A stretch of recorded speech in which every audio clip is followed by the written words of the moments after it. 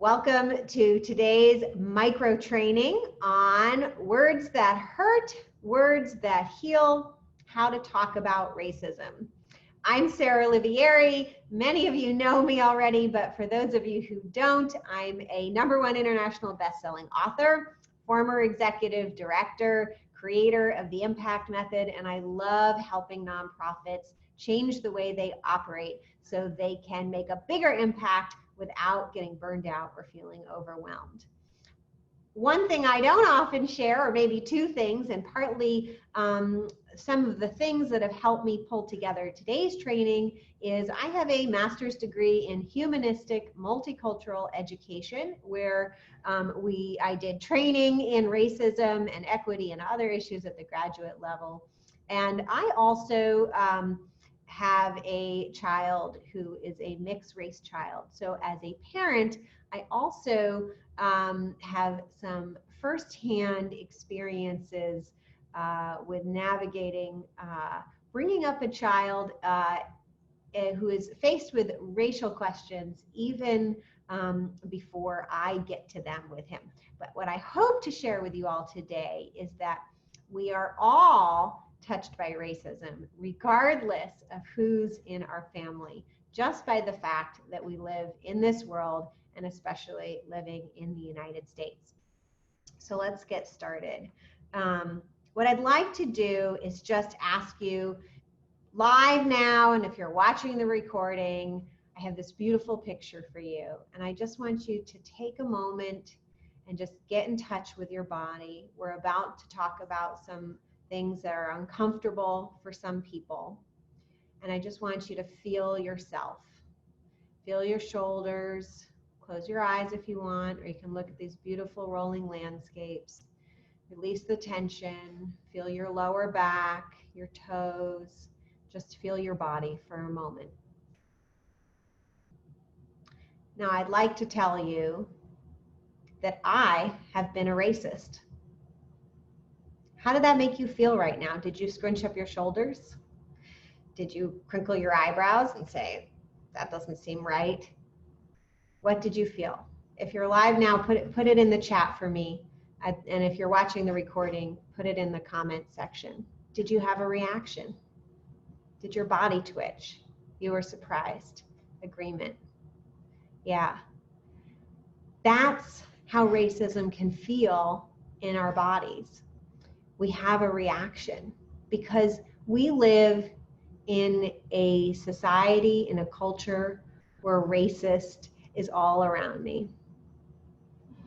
Great, Lynn, you've gotten comfortable with this feeling already. That's fantastic. And that's a little story I want to tell you is one of the tricks that I learned growing up about talking about uncomfortable subjects is that through practice, it gets easier. And I'll tell you, talk about another uncomfortable topic. I went to a fantastic summer camp that was really focused on empowering women. And we played, as a child, the vagina game, where we yelled across the lake where the camp was at, vagina, as loud as we possibly could. And you know what we learned is to get just a little more comfortable with that word. So, and I've applied that same concept to racism, is that it's okay to say, I've done racist things or I've been a racist, as long as we make a commitment to trying not to perpetuate racism. Now, we only have 15 minutes. I certainly can't get you totally comfortable with talking about racism, but I hope to give you a few tools that you can start using now to further the dialogue for yourself and in your nonprofits. Next slide, please. So, just in case you were wondering why we have racism in a nutshell, #history. We have racism, especially racism against Black folks, because we had slavery in our country. And if you need something to say to explain to somebody else or explain to yourself, well, could slavery, which ended 155 years ago, still be impacting us today? Let me ask you this. Have you ever heard of a book called the Bible? Maybe you've even read a chapter. Well, do you think the concepts in the Bible are still impacting us today? Can I get a yes or a one?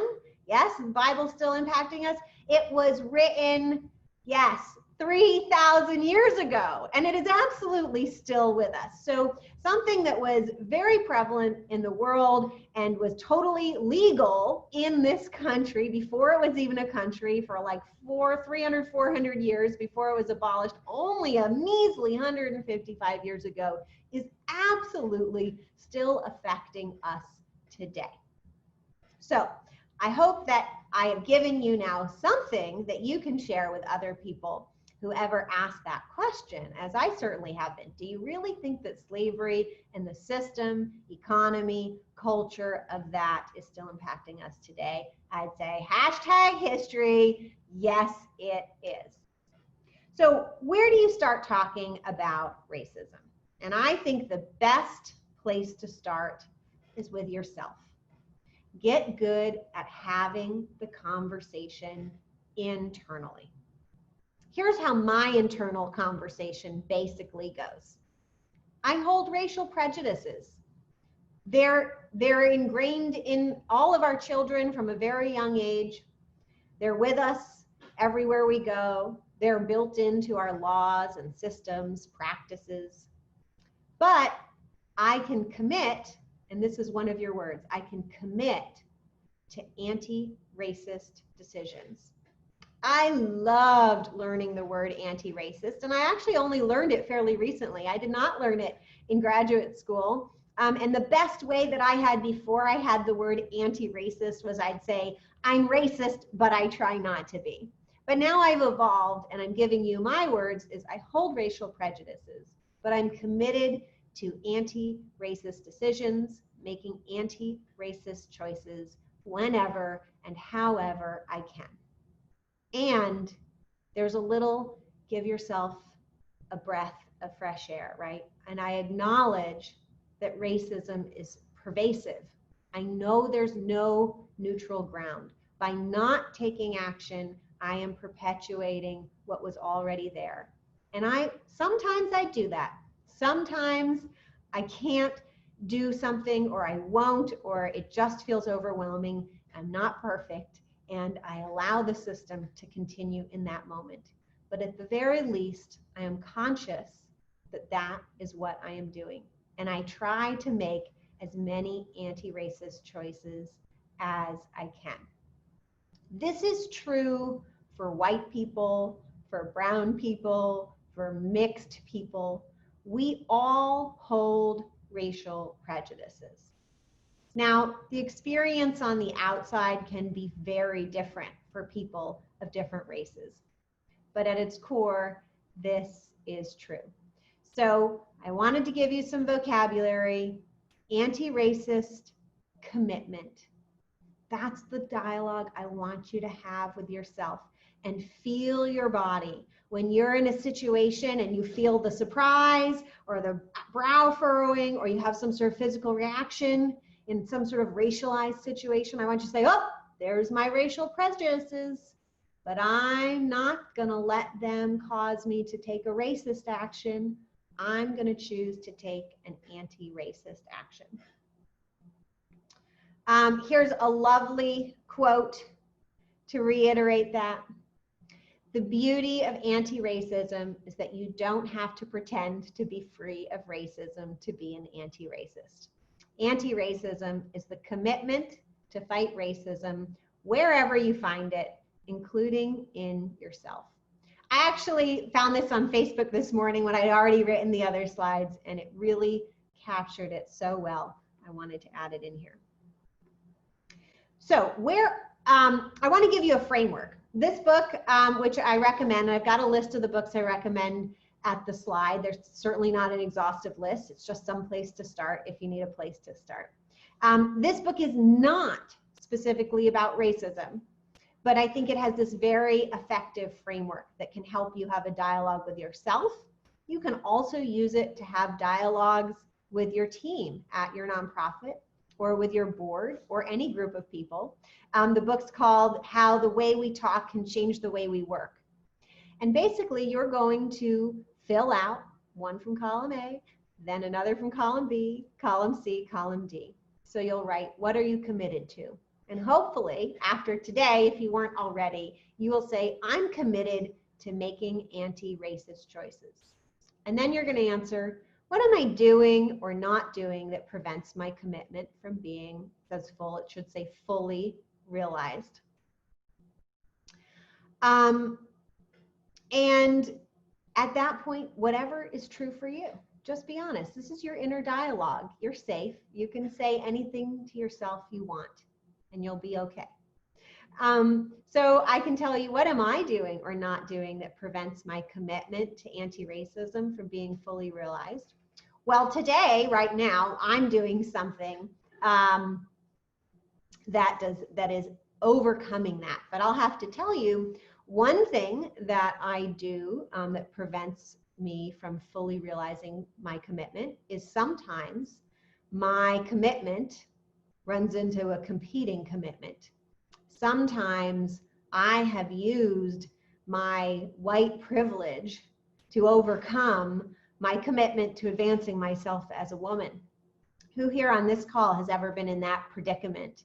If you're a white woman and felt at a disadvantage and used your whiteness to overcome the disadvantage of being a woman in a situation, and knowingly or unknowingly prevented yourself from also taking an anti-racist action. And then you can share for yourself. I'd love a 1 or a yes. Has anybody ever been in that situation? I'm pretty sure I'm not alone, but be there for me, be there with me. And I'm going to talk about vulnerability at the end. Big assumptions. What are you assuming? And usually whatever big assumptions you've made has something to do with the things that are preventing you from fulfilling your commitment. And usually you'll have some sort of aha moment that will help you get out of your own way and figure out a way to make good on your commitment. Is this helpful? Has anybody seen this framework? Or are you like, yes, I'm going to use this to have my inner dialogue? Great. The third, or where are we? Second. First dialogue is your inner conversation. That's where you go to first.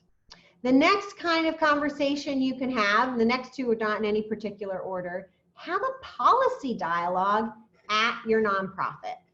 So the key word I want you to remember when you're thinking about a policy dialogue, and yes, this is where systemic racism comes into play. You probably have policies and procedures and habits and ways of doing things that have a racist history. You probably didn't make them, but they're there. And if you're not changing them, you are perpetuating them. And so you can ask, what racist practices are we perpetuating? Now, some of these can be obvious, but honestly, these things can be tricky and they can be deeply baked into history. So I highly recommend that you, at some point, hire an expert, somebody who really understands how and when and where racism shows up in sneaky policies and traditions, and help you weed those out and change the policies and practices in your organization. So I hope this gives you a new way to look at it. You should assume that you probably are perpetuating a certain amount of racism in your policies. If you adapted bylaws from a template, you probably have adapted racist bylaws without even realizing it. If you've been asking people when you hire them what their salary history was, you are definitely perpetuating a racist system. So have a dialogue in your organization at any level, at every level, and ask the question. Don't start with a statement, bring it to everybody, ask the question, what racist practices are we perpetuating? And when you've gone as far as you can with the knowledge that you have in your organization, that's when it's time to go to an expert and have them fill it in. We have a question on where would I find an expert like that? Actually, Nonprofitist, shout out, nonprofit.ist has a, you can search for consultants who specialize in, usually now people say DEI, diversity, equity, and inclusion.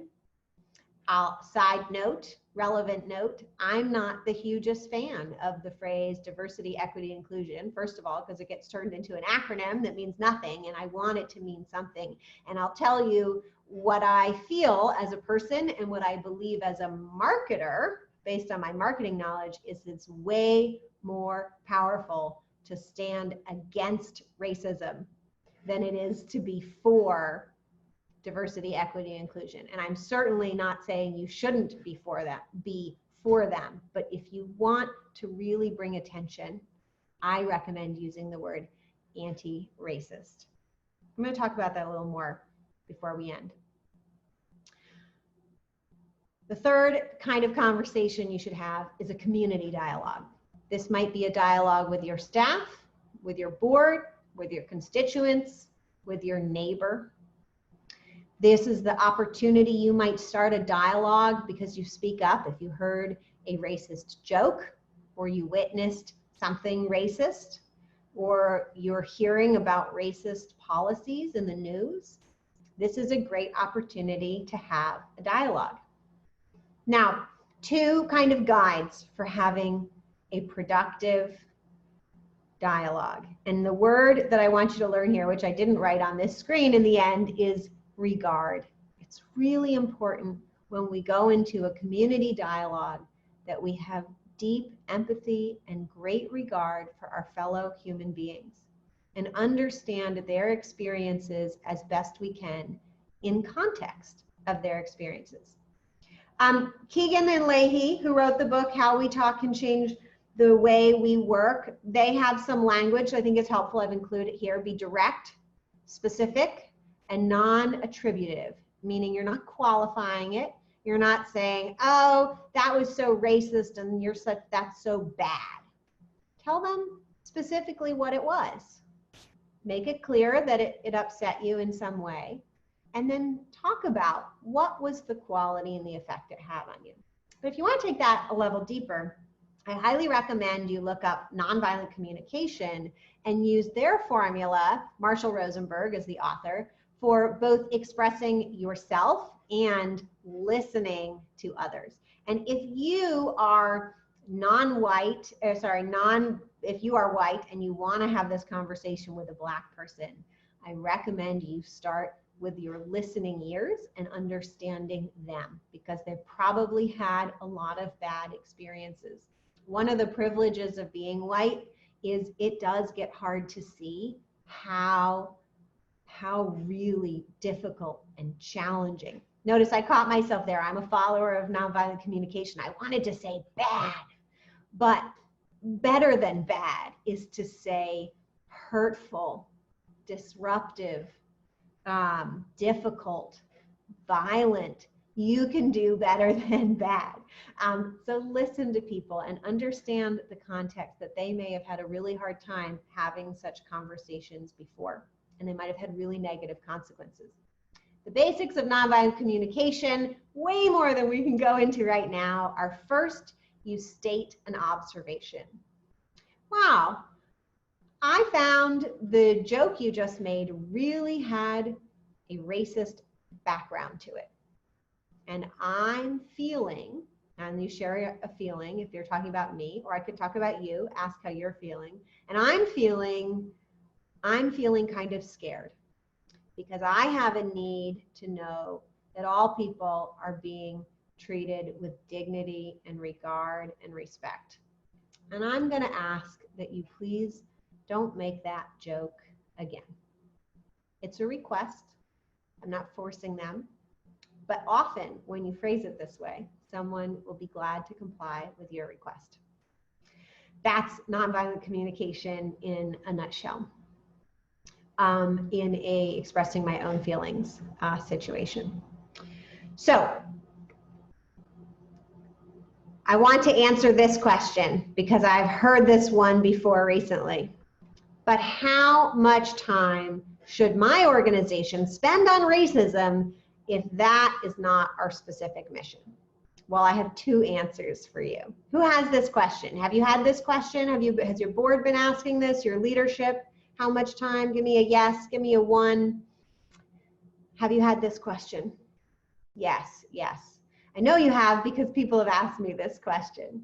The answer is you can spend a lot of time on this, a lot, for two reasons. One is it's really important because people are being hurt very badly. But there's another reason, a bonus reason, and everybody loves a bonus. The bonus reason is the same process you're going to use to talk about racism at your organization is flexing that muscle. It's using that same process about addressing anything that's vulnerable and difficult to talk about. And if you've heard me before, you've probably heard me say that being able to address vulnerabilities head on in a direct and specific and non-attributive manner, to use some language from today, makes your organization better across the board because it allows you to address issues before they become problems. Now, in this case, racism has already become a problem a long time ago, but it will allow you to turn your specific issues around racism into opportunities rather than allowing them to flare into fires. So this will make the world better, and it will make your organization stronger for every future issue you want to address. So I would not worry about spending a lot of time and energy on this issue. It will make you stronger. I wish we had more than just 15 minutes in some ways, but also I think that for such a weighty topic, there's plenty to digest here. And I am so open and welcoming of suggestions. If there's something specific around racism that you'd like me to talk about, please let me know. Or if you are wanting me, if it's not your question, but you just want more people to understand it, you want me to go deeper on something, I want to know that too. You can reach out to me through my website, pivotground.com, or find me on social, Facebook or LinkedIn. And if you want to have a longer conversation about your organization specifically, I'd be happy to have a free one-on-one consultation. Just go to pivotground.com/apply to schedule.